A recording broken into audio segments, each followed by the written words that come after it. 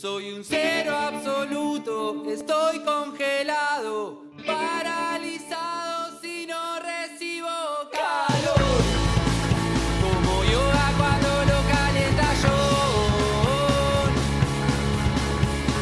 Siento tu abrazo termodinámico, así la entropía no me alcanzará. Estoy integrado, un sistema cerrado, paralizado, me siento alienado. Siento tu abrazo termodinámico, así la entropía no me alcanza.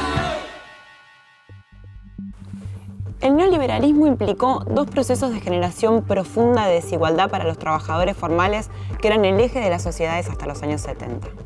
El primero es la concentración de poder del gran capital transnacional a través de un giro hacia las finanzas y los servicios. Los países del sur que habían visto surgir procesos de lucha popular y proyectos nacionales de desarrollo vieron cómo se desmantelaban sus industrias manufactureras y cómo sus trabajadores formales caían en picada. Desde esos años y hasta hoy en día, la subcontratación y la terciarización de actividades produce 3 o 4 jerarquías de trabajadores dentro de un mismo espacio laboral. El proceso de deslocalización de la producción de bienes a escala global, dirigido por las grandes empresas del norte, no hizo más que destruir derechos, expulsar trabajadores y poner en competencia a los trabajadores de todo el sur global. Los que fueran más baratos mantendrían el trabajo. Los que no, deberían buscar otras formas de ganarse la vida. Bueno, lo que se marca mucho dentro de YPF es la diferencia entre un contratado y un efectivo de YPF. Se marca mucho en lo económico, en las condiciones de trabajo. A las empresas las hacen bajar costos, tienen muy agarrados con el tema de los contratos, a exigirle a los trabajadores cuando sos contratado. Y bueno, en la parte de YPF no pasa eso. Dentro de YPF soy la elite, soy el elegido para estar en mejores condiciones. Un poco la industria a nivel mundial es así. Y Argentina, a nivel de la industria naval, se ha caído del mundo. O sea, nosotros tuvimos una industria naval en los años 80 que competía en tiempo y calidad con Japón, que era el gran productor de buques de los años 80. Y hoy, la verdad, a nivel de lo que producimos, estamos muy por debajo de lo que se producía en los años 80 acá y en el sótano, si uno lo mide con lo que producen los grandes astilleros. Fue una pujanza muy grande. En realidad, creo que no se pudo aprovechar mucho por el hecho de que se pensó de que siempre íbamos a tenerlo. Esa era la cruda realidad. El desarrollo económico tuvo muchas posibilidades porque entre los dos frigoríficos, en relación de dependencia, había más de 20.000. En fotos históricas se enfoca la calle de Nueva York y es todo guardapolvos blancos. Gente del frigorífico. Esa reivindicación obrera creo que tiene que ver con una cuestión del pasado, porque además Berisso es una ciudad de mucha historia, de mucho aguante, de mucha huelga. Hubo una huelga de más de 90 días en un frigorífico, es una locura. Y es algo que también se invisibiliza a veces, ¿no? Entonces, como artista uno tiene que correrse esos discursos y dice, bueno, voy a resaltar eso, qué sé yo. Creo que va por ahí. No hay nadie que se vaya de la calle Nueva York.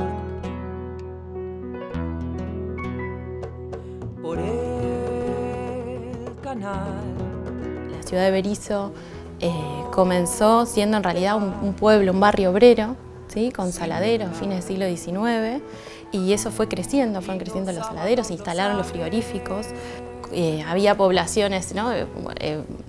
Trabajadores que venían de diferentes lugares de Europa, ¿sí? También trabajadores migrantes internos de las provincias, y hay un relato ahí, digamos, muy fuerte de relaciones de compañerismo, de solidaridad obrera, de encuentros con los otros trabajadores de diferentes lenguas, ¿no? Cómo buscaban la forma de entenderse, de comprenderse. Por eso en Berisso era lindo caminar muchas veces y escuchar saludarte en italiano o saludarte en ruso.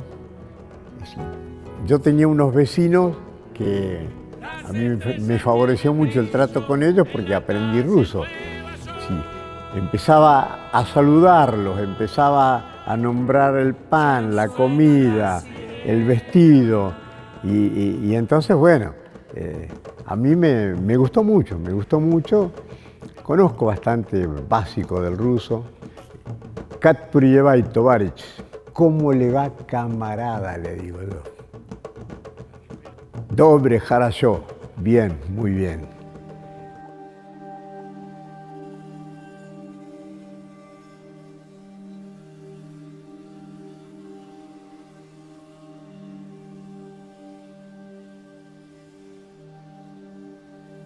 Bueno, este barrio es un barrio muy particular de esta zona industrial, porque fue en su momento una de las grandes inversiones que hicieron los capitales ingleses en la zona, sobre todo instalando dos frigoríficos, el frigorífico Swift y el frigorífico Armour. Acá cuentan las historias de los trabajadores y trabajadoras. Trabajaban 12 horas, dormían 12 horas y se volvían a su pueblo, si era que vivían en otro lado, con lo que llamaban pensiones de camas calientes en toda esta zona, donde dormían por el turno. Bueno, ese marco de esplendor de la industria frigorífica en esta zona, por supuesto también tuvo un marco de esplendor de lo que fue la irrupción, digamos, plebeya de los trabajadores y trabajadoras en la escena política del país. En 1907 se instala el primer frigorífico acá en la zona y básicamente lo que hacen es industrializar la carne argentina, la producción de carne argentina. Entonces este lugar desde ese momento hasta la década del 80, que es cuando cierra el último frigorífico, fue un lugar de circulación de miles y miles de trabajadores y trabajadoras, centrado sobre todo en esta lógica del capital inglés, ¿no? Que venía a invertir en Argentina y básicamente llevarse los productos de nuestro campo.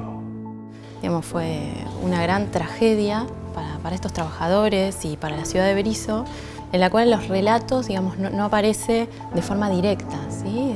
En realidad, cuando uno les pregunta por el trabajo en los frigoríficos, cómo era, aparecen estas memorias sobre la época de oro, de esplendor, y aparecen grandes silencios sobre la época de la gran represión con la última dictadura, y también, digamos, en este contexto, la huelga de 1979, que tuvo una gran significación en términos políticos, sindicales, que fue en plena dictadura, con una gran participación de trabajadores, y sin embargo, digamos, estos procesos, estos acontecimientos aparecen relegados.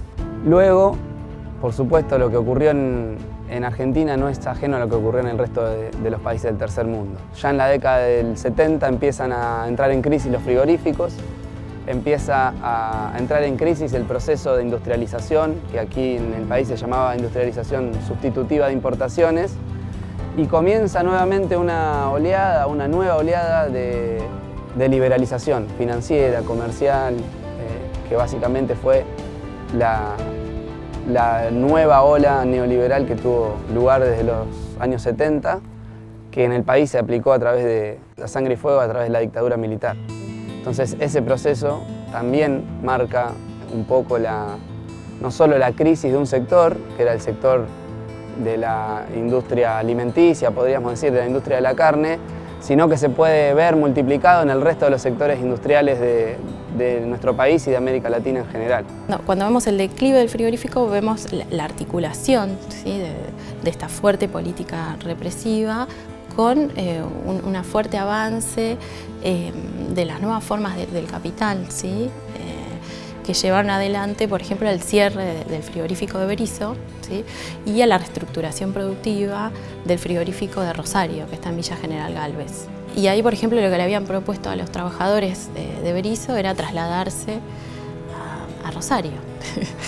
Entonces era, digamos, construir estos trabajadores siempre a semejanza del perfil de trabajador, ¿sí?, las condiciones de vida de esos trabajadores según los intereses de acumulación de capital, y además el capital trasladándose de un lado al otro según esos intereses de acumulación de ganancia, y en el camino despojando, destruyendo vidas, ¿sí? Esta es la primera fuerza oculta y es la que da origen a todas las demás. Unos pocos deciden cuánto ganar y la gran mayoría del mundo solo puede esperar un derrame que nunca llega. Hubo un tiempo en que estas desigualdades eran menores. El conjunto de los trabajadores formales tenían los mismos derechos en varias regiones del mundo. Tenían vacaciones pagas, seguridad social, tenían salarios que les permitían vivir dignamente. Lo bueno es que en ese entonces, del 70 en adelante, había un amplio desarrollo. En el 76 yo era delegado en Astillero Río Santiago, uno de los delegados de la sección. Nosotros entendíamos que el astillero tenía que llegar a ser la fuente principal, porque es madre de empresas. Es tales los rubros que se trabajan dentro de un barco que cómodamente está alimentando a empresas subsidiarias. Este astillero fue diseñado para hacer un buque de manera integral. Acá donde yo estoy parado ahora, en este taller, se hacían los motores de los buques en los años 70, 80. Lo que ha ido pasando en la industria naval es que se ha ido concentrando muchísimo, ¿no? Está todo el mercado muy concentrado, hoy hay 3 grandes productores de megabuques y después es una industria que se ha hecho por nichos. Varios astilleros que se especializan en la pesca, astilleros que mantienen como nicho la producción de buques militares. El lugar del astillero Río Santiago y de la industria naval nacional en un país, digamos, que fundamentalmente carga a granel sin valor agregado, debe ser visto como la posibilidad de poder agregar valor a las exportaciones y también por una cuestión de soberanía. Nosotros tenemos, yo te decía, 2 de cada 3 kilómetros en la plataforma submarina y no hay ninguna capacidad naval de poder ejercer nuestra soberanía ahí y nuestros recursos están siendo depredados todo el tiempo en el Atlántico Sur por buques que entran a pescar de manera ilegal. Todo eso hizo a que se democratizara de tal forma en las distintas sesiones que allí creamos el convenio colectivo de trabajo. El convenio colectivo de trabajo eran obligaciones para el personal operario y compromiso de la empresa hacia el trabajador. Así que eso hizo que en las distintas secciones se volcaran ideas, propuestas, en algunos casos hasta proyectos, y en base a eso, bueno, fui uno de los redactores del convenio colectivo de trabajo, junto con un equipo de compañeros. Tendríamos que remontarnos a 1922, cuando Hipólito Yrigoyen funda la primera petrolera estatal del mundo. Nombra como presidente a Enrique Mosconi y le encarga ese periplo. Tenés que ir a Uruguay para que ellos hagan su propia petrolera estatal. Tenés que ir a Brasil y nace Petrobras. Tenés que ir a México y nace Pemex, Petróleos de México. Y lo mismo en Bolivia, YPFB, Yacimientos Petrolíferos Fiscales Bolivianos. Es decir, que la política no era ir a venderle petróleo a nuestros países limítrofes, sino a que ellos tengan su propia petrolera estatal. ¿Por qué? Porque es fundamental. Vos sabías que todos los meses cobrabas tu salario. Todos los años cobrabas tu participación en las ganancias. Eso era la petrolera estatal. Nosotros hemos ideado un decálogo que dentro de unos días se conocerá, que es el decálogo menemista de la reforma del Estado. Nada de lo que deba ser estatal permanecerá en manos del Estado. Hoy tuve una revelación. Soy un cero absoluto, estoy congelado, paralizado si no recibo calor. Como Yoda cuando lo calienta yo. Siento tu abrazo termodinámico, así la entropía no me alcanzará. Estoy integrado, sistema cerrado, paralizado, me siento alienado. En este escenario, la era de... Creo que hay algo de búsqueda de identidad. Mi generación, primero generacional, es muy diferente mi generación a las anteriores, creo.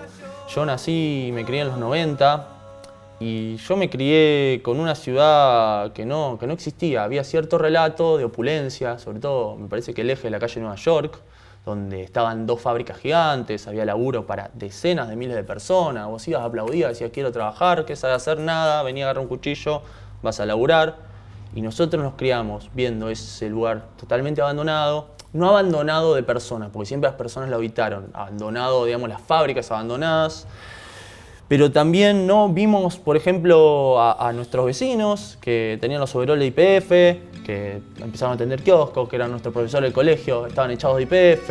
Empezamos a ver de alguna manera que la ciudad que nos contaban estaba desintegrada. Yo me acuerdo de mi abuelo diciéndome, mirá lo que era la Nueva York, yo cuando venía acá, laburaba, estaba lleno de gente. Y nosotros no vimos nada de eso, vimos como de alguna manera las ruinas. Me parece que la identidad obrera ha quedado, ha cambiado, porque hoy Berisso es una ciudad que se explica de muchas maneras. Por ejemplo, una es Berisso Ciudad de Obreros, pero por ejemplo no hay casi trabajo. Creo que en la Nueva York donde está el SWIFT, está el polígono industrial, hay ciertas pymes, podés ser municipal, podés ser comerciante, pero no hay mucho laburo. La verdad que la mayoría trabajamos o en Ensenada o en La Plata. Y creo que también hay algo de eso, ¿no? De una ciudad que se explica de una manera que ya no está, y que también reivindicarse como laburante en Berisso es difícil, porque nosotros, quizá, yo lo pienso en el modelo YPF, ¿no? Mi tío laburó en YPF, escuchó YPF, y había como cierto modelo de, bueno, mi hijo va a laburar en YPF, y mi nieto va a laburar en YPF, y es laburo para toda la vida, y eso se cortó, ¿no? Ahí como que nuestra generación, se cortó. Esta historia tiene un correlato muy concreto.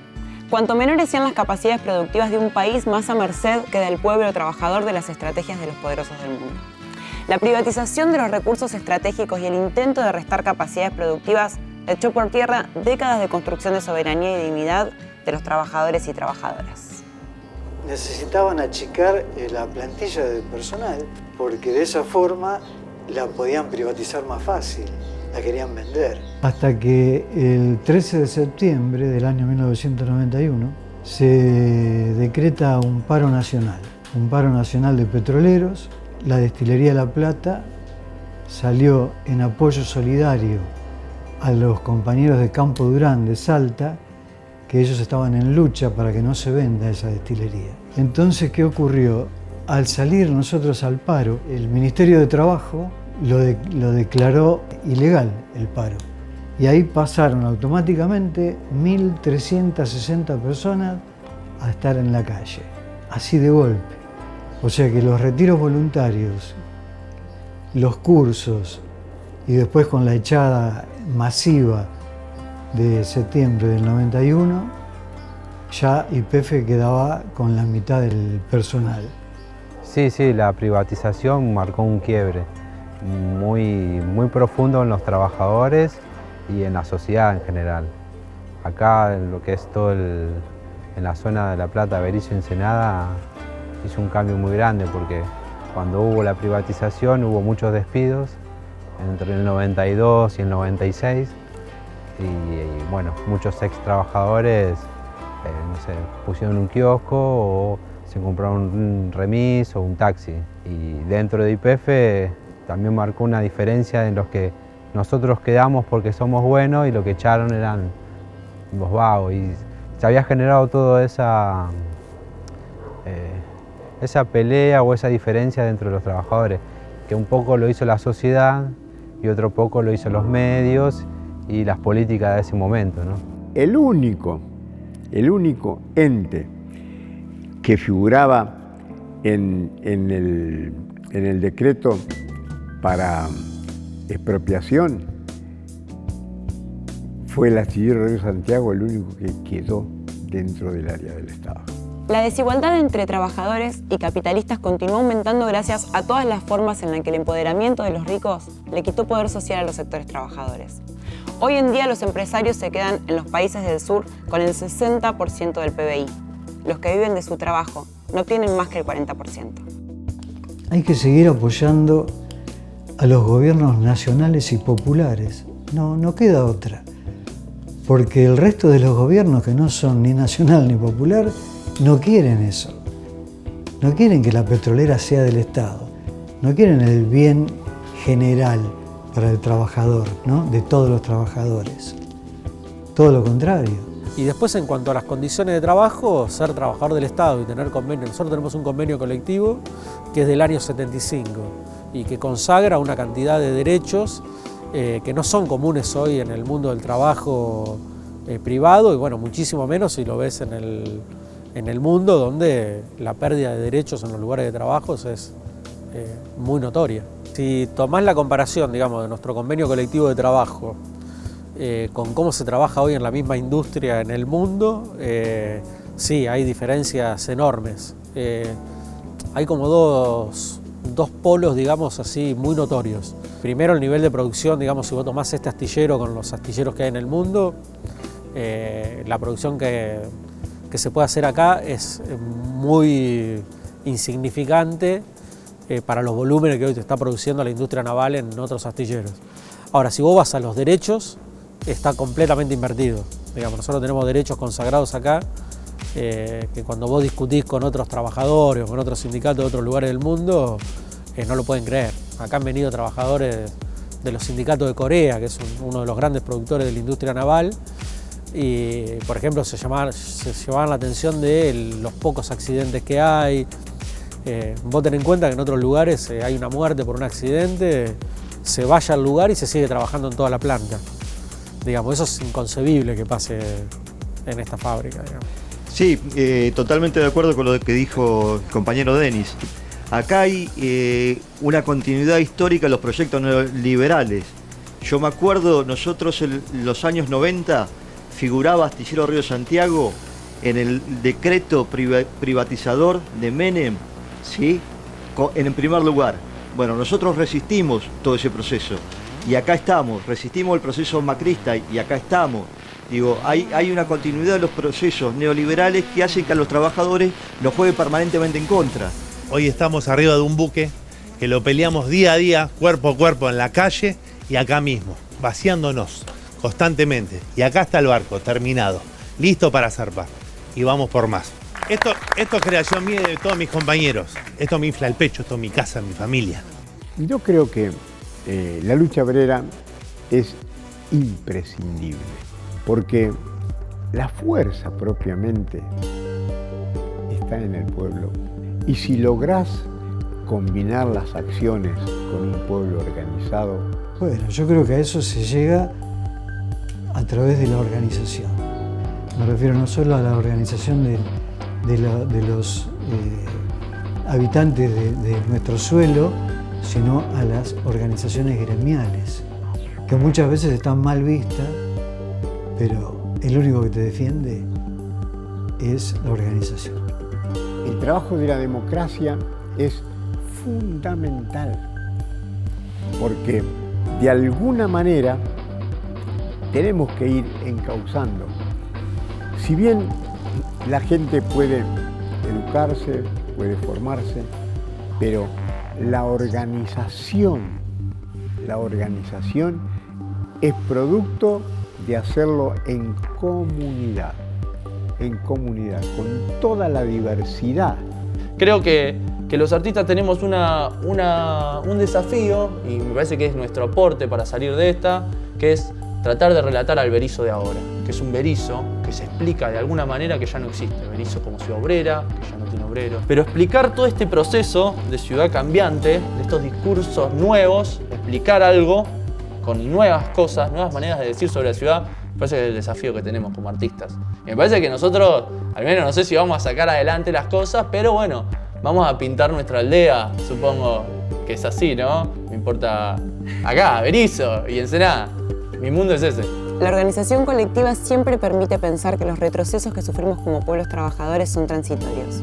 Mientras la injusticia del poder económico concentrado se desarrolla e intenta por todos los medios acentuarse día a día, miles de vínculos solidarios construyen una fuerza opuesta a la barbarie. Una fuerza que confía en lo colectivo frente al individualismo. Una fuerza que iguala y que resulta una barrera para la destrucción de la soberanía de los pueblos del sur y la dignidad de los trabajadores y trabajadoras. Siempre y en todo momento, a la fuerza oculta del capitalismo que desiguala e individualiza, se le oponen construcciones colectivas que se recrean y luchan por un mundo más justo.